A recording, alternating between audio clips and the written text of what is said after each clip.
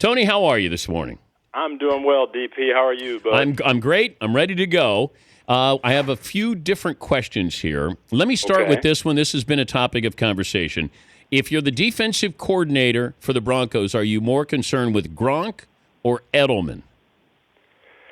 Well, I think you're concerned with both of them, but Gronkowski wins the games for him. Edelman moves the chains and keeps things going.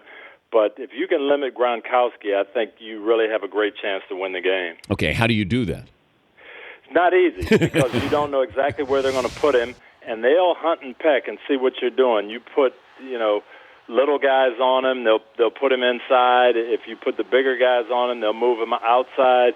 It's really kind of difficult. You have to zero in on their game plan, and he's a mismatch for most people. So you've got to try to take your chances and limit him as much as you can. Hope that he doesn't make the big game-changing plays. Do you have any problem with the Broncos saying that the only way to bring him down is to go low, and then they did mention go at his knees? Well, unfortunately, that's what you have to do, and that's the way the rules are set up, and you don't like to hear it said in that way, but that's in effect what you're going to do. You're not going to hit him above the waist, so it's just kind of too bad that that's the way the rules force you to play. All right, more likely to happen that if Peyton wins 2 more games, he comes back for another season in Denver, or he retires, or he plays somewhere else? Wow. Well, I don't think he'll play somewhere else. I think that aspect is out of it. I think he'll come back to Denver and play, or he'll retire.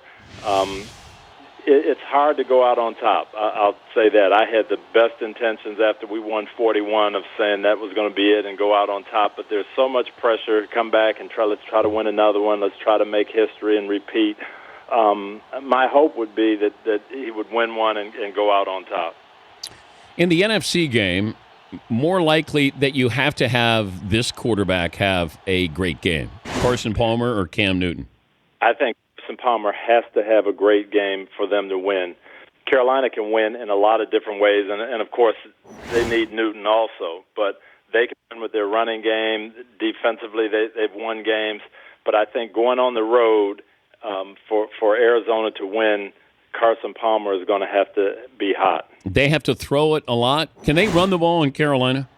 They can run, and David Johnson is effective, but that's not their game. That's not their style, and they haven't won a lot of games. Carolina has won some games when Cam's been off a little bit. They've won some games where they've had to kind of fight through and slog it through, and if the weather is bad, I do think that favors Carolina.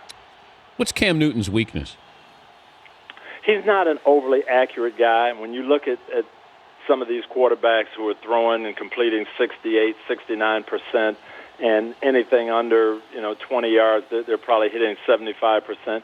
Cam can have some days where he'll spray the ball, he'll miss some third down throws, but it just seems like the big play, the big throw that they need, he's able to make.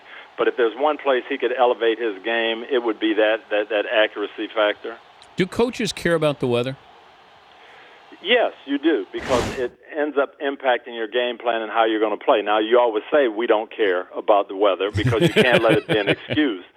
But the weather does change things. When you're playing in good elements, Arizona's going to have to figure out a way if they're not able to throw the ball well to make up for that. We saw our game, Minnesota and Seattle. The weather changed everything. Seattle was throwing the ball lights out coming into that game and had a hard time making anything happen in the air because of the cold and the wind. So you do have to adjust. He's Tony Dungy from Football Night in America joining us, Dan Patrick Show. Who do you think will win the AFC? I'm picking Denver. I think it's hard to win on the road. I know everyone's saying, New England is better. They've got their full complement of people. It's still hard to win those games on the road. And they're going to have to go and play a lights-out game, and Tom Brady's going to have to be hot. I don't think they're going to run the ball well on Denver, so I think it'll be a game plan similar to last week where they come out and throw 40 to 45 times. It's going to be a tight game, and I think low scoring, so I pick the home team there. All right, now I know you're loyal to Peyton Manning. If Brock Osweiler was starting this game, who would you pick to win? I would probably say the same thing because, however way they did it, they won that game with Osweiler in the regular season. I think it's even harder for the road team to win in the playoffs. So I like the home teams in this week, both sides of it. Oh, so you like Carolina because they can I afford like Carolina over Arizona, and I think Arizona really has a better team. If they were playing at a neutral site in a Super Bowl, I would take Arizona.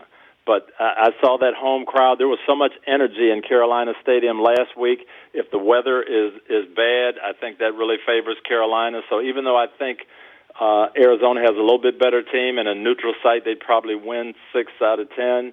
I think Carolina's going to win this week. Can you out-coach somebody at this stage of the season? You can, but it's not done very often. Most of the time it comes down to execution. New England is great at coming up with different game plans. And, hey, one week it's 50 passes and 5 wide receivers and no huddle, and the next week it's 3 tight ends and run the ball, and one week it's 4-3, and the next week it's 3-4 and multiple blitzes. They do a good job of coming in with a plan to attack the specific opponent they're playing. But all the coaches are good at this stage of the game. You've got quarterbacks who've seen things, who can adjust. So it's going to come down to execution in both games, I think. What would Bill Belichick have to do for you to consider him the greatest coach in NFL history? Well, he's right up there in the conversation. I look at Lombardi and Coach Knoll, Tom Landry, Joe Gibbs. You look at the people that I've seen, and Bill Walsh. I mean, I've seen some really, really good coaching jobs. He stayed at the top and done it for a long period of time.